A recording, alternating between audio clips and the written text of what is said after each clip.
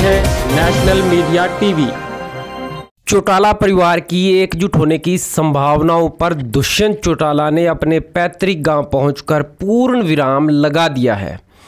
अब भविष्य में दुष्यंत चौटाला इंडियन नेशनल लोकदल पार्टी को बड़ा झटका देने की पूरी तैयारी कर चुके हैं।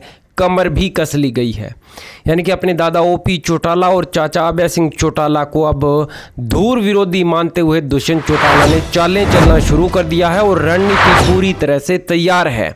इंडियन नेशनल लोकदल पार्टी अपना वजूद फिर से ना बना पाए, इसको लेकर के दुष्यंत अब विरोधियों के साथ मिल करके पूरी तरह से शतरंज की चाल चल रही हैं।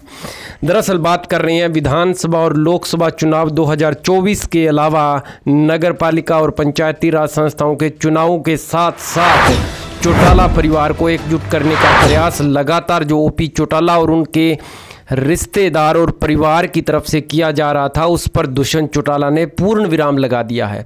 पत्रकारों के सवाल का जवाब देते हुए दुष्यंत चौटाला ने बताया कि 2024 के अंदर जननायक जनता पार्टी भारतीय जनता पार्टी के साथ मिल करके ही विधानसभा और लोकसभा के चुनाव लड़ेगी।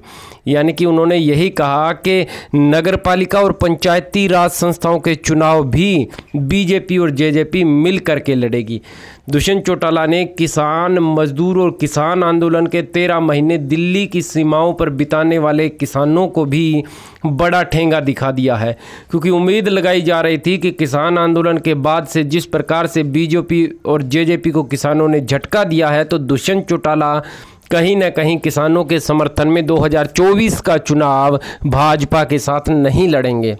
लेकिन सरकार, गठबंधन सरकार हरियाणा में जेजेपी और बीजेपी के 2.5 साल पूरे कर चुकी है। 2.5 साल का समय अभी बाकी है, लेकिन दुष्यंत चौटाला ने 2.5 साल पहले ही ऐलान करके सबको चौंका दिया है कि भविष्य में भी और बीजेपी और जेजेपी एक साथ रहेंगे, अन्य किसी भी दल के साथ किसी प्रकार का कोई समझौता नहीं किया जाएगा। यानी चौटाला परिवार के एकजुट होने की तमाम संभावनाओं को चकनाचूर कर दिया गया है। बीजेपी और जेजेपी को छोड़ करके जेजेपी और इनेलो को एक साथ आने की संभावनाओं को ख़त्म कर दिया गया है। इसके साथ साथ किसान मजदूरों को भी बड़ा ठेंगा दिखा दिया गया है। आप क्या सोचते हैं इस फैसले पर? कमेंट में अपनी